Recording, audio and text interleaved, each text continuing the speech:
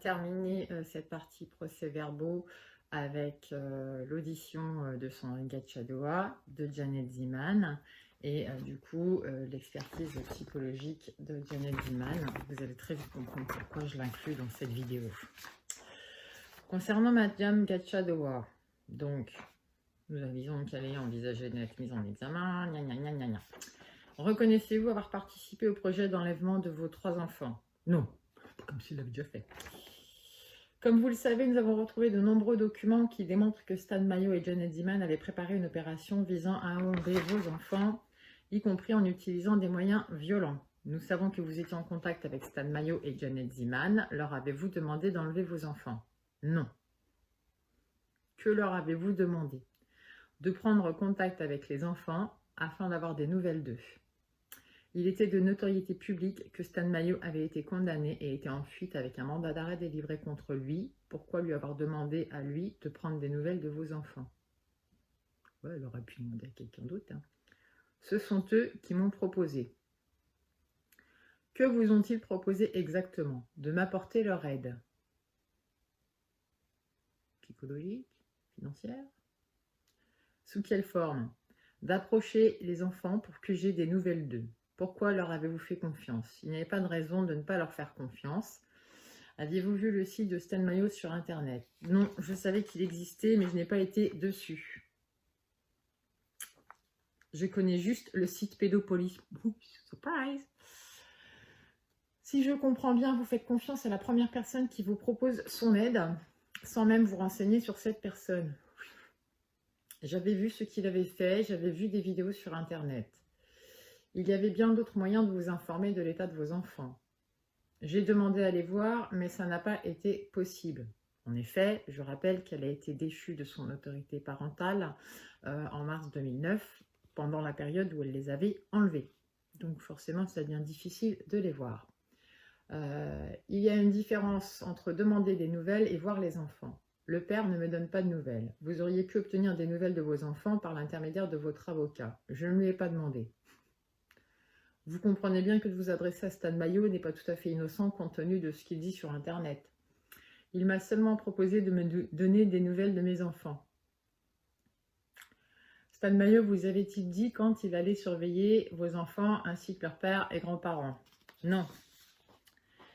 J'ai été surpris de vos demandes de suspension de vos obligations de contrôle judiciaire à une époque où, justement, l'opération d'enlèvement aurait pu se dérouler. Pourquoi exactement m'avez-vous demandé cette suspension des obligations de votre contrôle judiciaire? Il n'y a pas de relation entre ma demande d'autorisation de partir dans le Gard et le projet d'enlèvement de mes enfants dont vous me parlez. Prêt pour des cons, puissance 10. Il se trouve que vous aviez dans votre sac une somme d'argent très importante en liquide, comme si vous aviez projeté de repartir rapidement dans la clandestinité avec vos enfants, comme vous l'avez déjà fait pendant 2 ans et demi. Comment expliquez-vous la présence de cette somme de 5 950 € dans votre sac? Je rappelle, capitaux RSA. RSA pour une personne seule, ça doit être de l'ordre de 450, 400 €. 5 950 € de côté. Dans le sac à main, en espèces. 3 kilos, poupéo. Je devais aller chez une amie et j'avais pris mes économies avec moi. En plus, je devais acheter une voiture. À qui deviez-vous acheter cette voiture? Je n'ai pas retenu son nom, comme c'est opportun. Comment saviez-vous qu'il fallait payer en liquide? En général, les gens n'ont pas confiance dans les chèques. Il apparaît que vous aviez vendu votre propre voiture peu de temps avant. Je ne comprends pas l'intérêt de cette opération. Mon ancienne voiture était une voiture à essence qui consommait beaucoup et qui me coûtait très cher. Je voulais la remplacer par une voiture diesel. À quand remonte votre dernier contact avec Stan Mayo? C'était au mois d'août, peut-être entre le 15 et le 30. Je l'ai rencontré, il était avec Janet Ziman. Est-ce vous qui l'aviez contacté? Non, c'est lui qui est venu me voir. Que vous a-t-il dit? Qu'il avait vu les enfants, qu'il avait pris contact avec Léa. Il m'a expliqué comment ça s'était passé et ce que la petite lui avait dit. Que vous a-t-il dit plus précisément sur sa rencontre avec la fillette? Il m'a dit qu'il avait parlé avec elle, qu'il leur avait répondu qu'elle allait bien, ainsi que ses frères. Janet m'a dit autre chose, mais j'ai pas compris. Vous ont-ils dit qu'ils allaient continuer de s'occuper de cette affaire? Ils ne m'ont rien dit de spécial. Qu'avez-vous pensé de ce qu'ils vous ont raconté sur ce contact avec votre fille? Ça m'a fait du bien d'avoir de ces nouvelles. Je peux vous concerner. Les documents de Stan Mayo évoquent une action offensive sur ce dossier portant sur la récupération des 3 enfants. Stan Mayo indique que son option d'action consiste à kidnapper, séquestrer les adultes, les faire avouer et accepter les conditions. Il envisageait de prendre la maison d'assaut en neutralisant les occupants et en récupérant les enfants. Qu'en pensez-vous? Revoir les vidéos sur les carnets de notes. Je l'ignorais. Jérémy Lehu, qui était en contact fréquent avec vous à cette époque, explique que vous étiez obsédé par la récupération de vos enfants et que vous aviez exclu la voie juridique. Il semble avoir compris que vous vouliez récupérer vos enfants par d'autres voies, ce qui correspond effectivement à ce que préparait Stan Mayo. Qu'avez-vous à dire? Je ne sais pas pourquoi Jérémy Lehu raconte tout ça. Ouais, lui, du coup, elle le traînera aussi un peu dans la boue. Reconnaissez-vous que vous lui avez fait part de faux problèmes? Comment a-t-il réagi? Il a voulu m'aider. De quelle façon? Comme il écrit beaucoup, il a réécrit mon histoire. Que voulait-il en faire? Rien de spécial. Est-ce que vous avez eu l'impression que Jérémy Lehu donnait foi à vos affirmations concernant vos enfants? Oui. Il y a peu de temps, vous m'avez à nouveau demandé l'autorisation de vous rendre à Bessègues. Y avait-il un lien avec le souhait de récupérer vos enfants? Non, je ne vois pas comment. Stan a disparu depuis 1 mois. Avez-vous eu un contact avec Stan Mayo depuis sa disparition? Non. Cette affaire m'a permis de constater que vous n'étiez plus domicilié chez votre tante, comme cela était prévu dans votre contrôle judiciaire. Avez-vous des explications?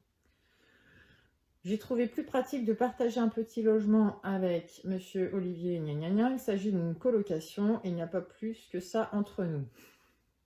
Vous me parlez d'une certaine Aurélie. De qui s'agit-il? Il s'agit d'Aurélie que je vais voir souvent. C'était elle qui était avec vous lorsque vous avez été interpellé? Oui. Pourquoi ne m'avez-vous pas fait part de ce changement de domicile? Parce qu'il n'avait pas vraiment d'adresse. C'est une cabane au bord du canal. Je passais aussi chez ma tante. Ce n'était pas loin. Je n'ai pas vraiment d'adresse fixe. J'ai préféré garder celle de ma tante. Tout laisse penser que vous vous apprêtiez à prendre la fuite puisque vous n'habitez plus chez Madame Machin, comme le prévoyait votre contrôle judiciaire, que vous aviez rassemblé les moyens financiers de survivre pendant au moins plusieurs mois. Lorsque l'on confronte ces faits à la préparation de l'enlèvement de vos enfants, on ne peut qu'en conclure que vous étiez parfaitement au courant de ce que faisait Stan Mayo. Qu'en pensez-vous? C'est une coïncidence. Je pensais bien aller dans le Gard pour voir des amis. Souhaitez-vous ajouter quelque chose? Je m'inquiète de la disparition de Stan Mayo. L'avocat est entendu et puis Gatchadoa est mise en examen. C'est réponse de Normand, comme on dit. Donc ça, c'était Sandrine Gatchadoa. Voilà. Sans secret. On en arrive à notre amie Jeannette.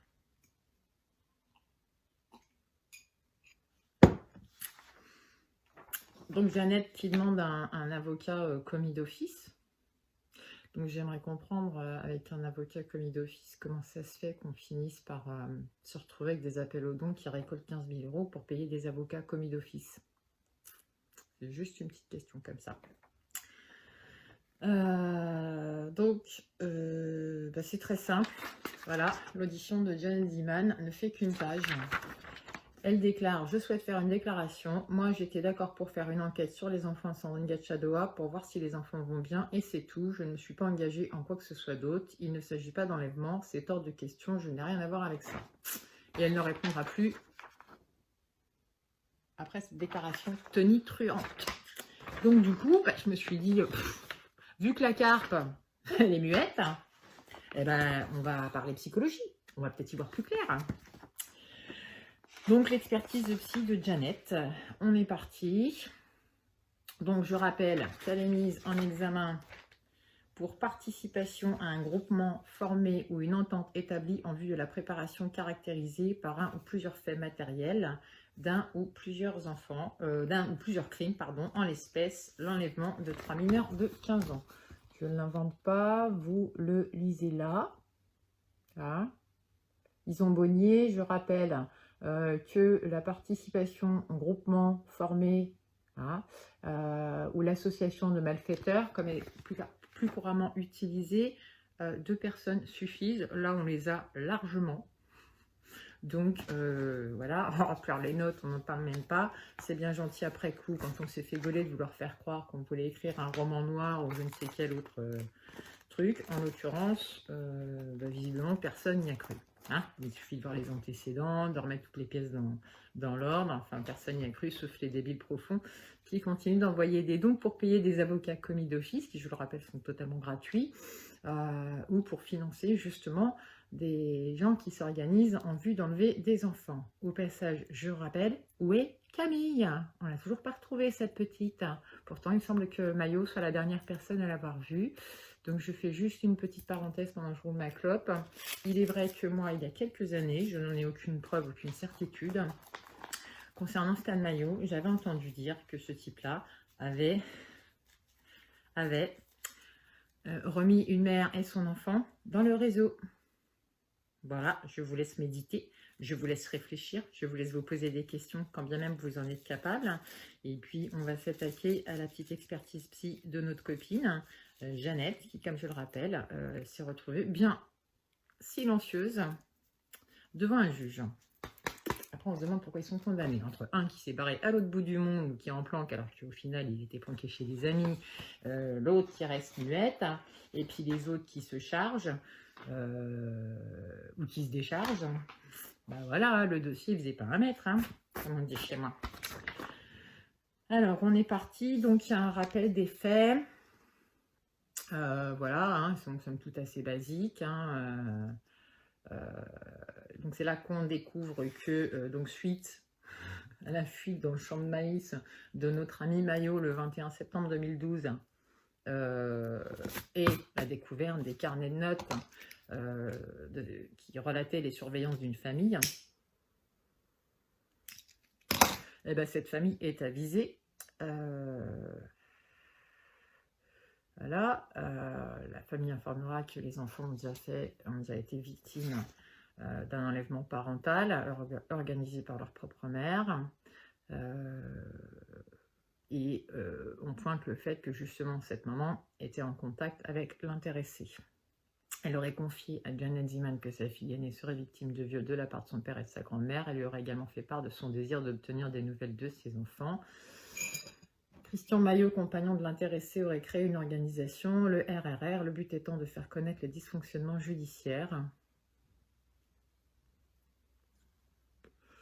Le groupe d'activistes aurait mis en place la surveillance de la famille durant le mois d'août 2012 dans le but de kidnapper les enfants pour les remettre à leur mère.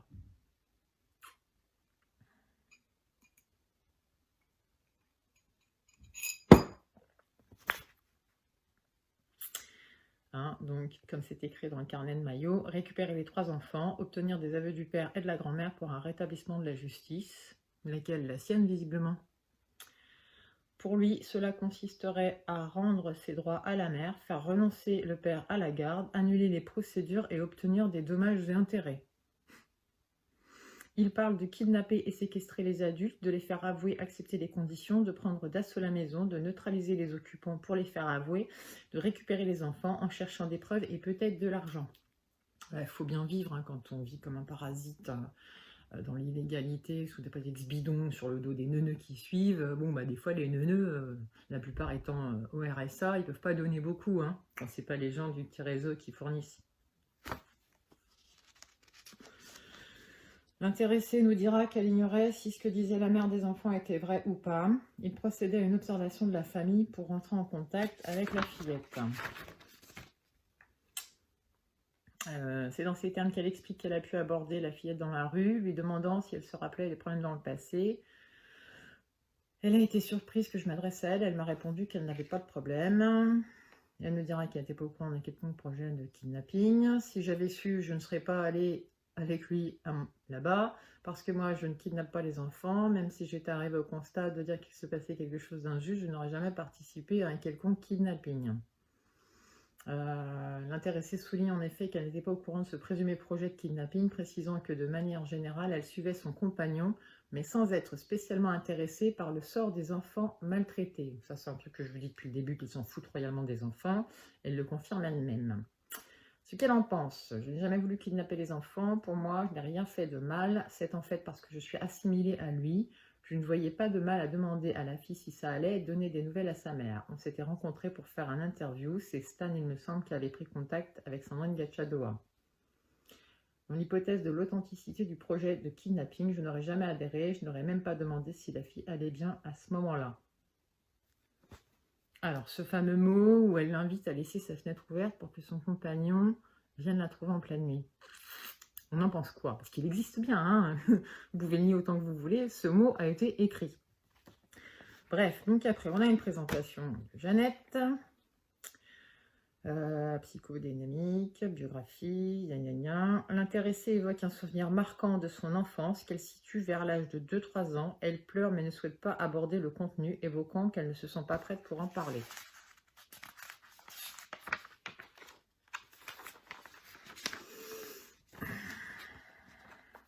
Concernant la scolarité et la vie professionnelle.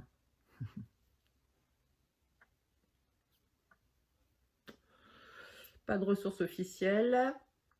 Par la suite, évoquant qu'elle vivait de ses économies, elle décrit un parcours en cavale avec son compagnon contre lequel un mandat d'arrêt avait été émis en avril 2009. L'intéressée nous dira qu'elle avait pour projet de travailler en Italie dans le domaine de la restauration ou du sport, fitness trainer, dit-elle. Elle évoque notamment son besoin de sortir de tout ça, mettant en avant la vie en cavale qu'elle qualifie d'une vie pas comme les autres. On est en 2012, hein. 8 ans après, elle est toujours là. Magnifique. Concernant la vie affective et la sexualité,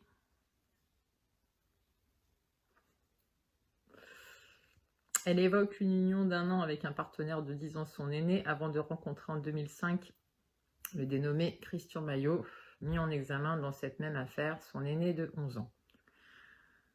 Ce dernier avait créé une organisation, le RRR, le but étant de faire connaître les dysfonctionnements judiciaires. Les deux protagonistes ont vécu en Allemagne, en France et également en Italie. Christian Maillot faisait l'objet d'un mandat d'arrêt depuis le 2 avril 2009 suite à un jugement du tribunal correctionnel de Perpignan. Considéré comme porté disparu depuis septembre dernier, l'intéressée nous dira qu'elle n'a plus de nouvelles de lui. Mon œil. Elle avait organisé des rassemblements pour découvrir la vérité et avoir des nouvelles de son compagnon. Bah ouais, il est en Suisse, tu le sais, tu l'as déposé la veille. Hein, derrière moi, tu l'as déposé en Suisse, mais tu fais croire à tout le monde qu'il a disparu. Elle nous dira que son compagnon lui manque, tout en précisant qu'elle projetait de se séparer de lui. Je n'ai pas envie de passer ma vie dans la clandestinité, je ne voulais plus une vie comme ça, puis c'était son combat, c'est lui qui voulait faire quelque chose pour les enfants en général. En 10 ans, je n'ai jamais réussi à me détacher de lui. Maintenant, c'est une séparation forcée, ça changera ma vie dans le bon sens, ce sera un nouveau chemin pour moi. Elle souligne à nouveau qu'elle avait décidé de prendre de la distance avec son compagnon et ses activités. Elle ajoute, du fait d'être sa compagne, j'étais impliquée dedans et je le faisais aussi parce qu'il me poussait à le faire. J'étais convaincue que c'était bien de le faire, de m'exprimer sur ses idées à lui, mais il aurait fait autre chose, je l'aurais suivi quand même. Bon bah là il est en tôle, donc t'es plus obligé de faire le clown et la mendiante, là, la Rome sur internet a demandé du pognon, hein? Ou alors c'est parce que toi t'as besoin de pognon, parce qu'au final c'est ton compte en banque qui est cité, hein? Bref, petite manipulatrice. Les antécédents médico-psychologiques, rien de particulier. Les antécédents judiciaires, aucune condamnation. Ah, c'est bien, aucune condamnation. On l'a vu tout à l'heure avec son casier judiciaire, néant, hein, rien à dire. Déroulement de l'incarcération. Bon, bah, ça se passe bien, sans incident. Et oui, parce qu'en France, contrairement à ce qu'on vous fait croire, on a quand même un système carcéral qui prend soin de ses patients. Mais bon, pour récolter du pognon, on ne sait plus quoi vous raconter comme mensonge. Alors, on vous parle des dents, des tumeurs, des machins, des hémorroïdes, rien ne va plus. Mais on n'est toujours pas capable de vous prouver qu'il y a un refus de soins. Parce qu'en effet, c'est très grave. Et moi, j'attends de voir la preuve de ça. Sur son projet lors d'une éventuelle mesure de libération, je veux trouver du travail et prendre le temps pour me faire plaisir, tout ce que je n'ai pas pu faire pendant que j'étais avec Stan. C'est pour ça que j'étais contente que la gendarmerie intervienne pour arrêter tout ça. On n'est pas le 1er avril pourtant, hein, je me rappelle, on est en janvier, hein, le 5 janvier 2013, hein, c'est pas la saison des blagues. Hein. Alors, concernant L'examen psychologique de Mademoiselle Ziman ne permet pas de mettre en évidence une quelconque pathologie mentale caractérisée. Pas de trait de caractère paranoïde, pas de processus délirant interprétatif écartant le sujet de la réalité. Pas de symptomatologie relative à une schizophrénie avec absence de notion d'impulsivité psychotique immotivée, pas de signe de dissociation psychique. Nous n'avons pas relevé de bizarreries de la pensée stéréotype. On ne retrouve pas de composants névrotiques morbides de la personnalité à type d'angoisse invalidante, ni de manifestations de conversion somatique, de conduite d'évitement phobique systématisée, de troubles obsessionnels compulsifs. Elle ne présente pas de troubles du raisonnement, ni du cours de la pensée. Son niveau intellectuel se situe dans la moyenne, le jugement et le discernement font l'objet d'aucune perturbation. Le discours, bien que parfois peu spontané et nuancé d'une certaine méfiance, conserve une bonne cohérence. Il n'apparaît pas à l'examen de perturbation du champ de conscience. Voilà, gna gna gna, donc a priori rien de... Voilà, elle va bien cette dame, je me demande bien pourquoi elle est comme ça. Son parcours socio-professionnel connaît un début plutôt ordinaire avant d'arriver en France et connaît un tournant lorsqu'elle va former une union avec Christian Maillot. Elle va en effet adhérer aux idéaux de ce dernier et va le suivre à travers un parcours d'itinérant puis marginal, décrivant par là des années de vie en cavale. L'intéressé sera de toute évidence sous l'influence de son compagnon, mais ne parviendra pas à s'en séparer, même si finalement son parcours de vie de couple ne lui convenait plus. Je peux y mettre des doutes quand je vois la situation maintenant ? Au sujet des faits qui lui sont reprochés, elle met en avant son ignorance d'un quelconque projet de séquestration d'adultes ou d'enlèvement d'enfants. En tout état de cause, elle présente un caractère pacifique et pas profondément ancré dans ce qu'elle qualifie du combat de son compagnon. Il convient de distinguer cela avec son élan d'élitisme dans l'après-coup de la disparition de son compagnon, lui donnant une sorte de légitimité de leader au sein du groupe d'activistes. Moi, j'aurais plutôt dit au sein du groupe de neuneux débiles, on appelle des activistes. Il est à noter que sa situation d'étrangère en France loin des siens pouvait renforcer une relation de dépendance vis-à-vis de son compagnon. Elle fait à ce jour un bilan plutôt négatif sur ces 10 années passées sans accéder à un véritable statut socio-professionnel. L'idée d'une séparation, bien qu'à l'ordre du jour, ne s'avérait pas et ne s'avère toujours pas chose facile. L'intervention de la justice s'avère en ce sens particulièrement structurant pour elle et elle en a conscience. Nous préconisons une prise en charge psychologique. Conclusion. L'examen psychologique de Mademoiselle Janet Ziman ne permet pas de mettre en évidence une quelconque pathologie mentale caractérisée. En effet, nous ne trouvons pas de trait de caractère paranoïde, pas de processus délirant interprétatif écartant le sujet de la réalité. Son anamnèse ne démontre pas de difficultés spécifiques lors de son enfance et de son adolescence ayant entraîné des conséquences péjoratives sur son évolution psycho-affective. Il est à noter qu'elle fait abstraction d'un vécu marquant lorsqu'elle était âgée de 2-3 ans. Aucune anomalie mentale n'a pu intervenir dans l'infraction qui lui est reprochée. Elle a été indéniablement sous l'influence de son compagnon avec une accentuation de cette dépendance en raison de sa situation d'éloignement familial. Nous préconisons une prise en charge psychologique afin de pallier son état de mal-être réactionnel à cette fin de parcours complexe. Donc, nous sommes, je le rappelle, le 5 janvier 2013. Janet est en détention. À la demande du juge, il y a donc une expertise psychologique qui, comme on peut le voir, alors en parlant de MK, pour m'expliquer comment cette femme ose dire qu'elle s'en fout au final du sort des enfants que son compagnon prétend sauver, que de toute façon elle en a marre de cette vie, qu'elle compte le quitter parce que ça lui convient pas, elle a d'autres projets, en effet ça je peux le comprendre, mais qu'au final en 2020 elle est toujours en train de lire des textes pour faire des vidéos, pour vous demander du pognon, pour l'aider à soigner ses dents en prison, ce brave Maillot. Hein, vous la voyez toujours pas la quenelle, vous qui êtes si friand, vous la sentez pas là. Il va falloir y mettre du verre pilé. Hein, donc voilà, ça c'était pour le dossier, les procès-verbaux, je pense qu'on a fait le tour du dossier. Et donc, je me disais, au final, on va conclure, on pourrait s'arrêter là. Et puis, comme je l'ai montré tout à l'heure, j'ai eu des nouveaux papiers. Donc, je me suis dit, tiens, si on se faisait plaisir, et qu'au final, on continuait avec l'ordonnance de renvoi, le jugement de 2018, et puis, du coup, Merci maître pour ce partage, le jugement correctionnel du mois de janvier 2020. Donc du coup, ben là je vais stopper celle-ci puisqu'on a fini sur les pièces principales. Je vais faire une petite pause, me fumer une clope tranquille, enfin finir ma clope plutôt. Et puis je vais vite fait vous les lire, je vous les montrerai pas trop parce que je les ai pas anonymisés. Hein, voilà, vous avez juste à voir ça. Hein. On va lire l'ordonnance de renvoi, le jugement correctionnel du mois d'août et puis celui du mois de janvier 2020.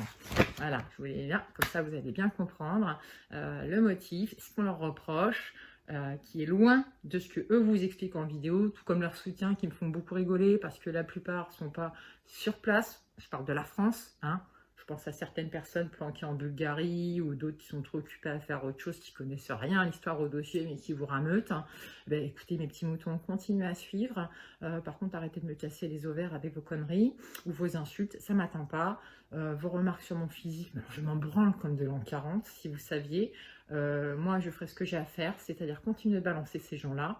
Et tous ceux qu'il y a aussi dans le même panier, parce qu'ils sont nombreux, ce petit panier de crabes, que ça vous plaise ou pas, je m'en tape. On se retrouve pour la prochaine. Dans quelques temps, j'enchaîne avec les ordonnances, les jugements, tout ça. Vous allez voir, ça devient très très drôle.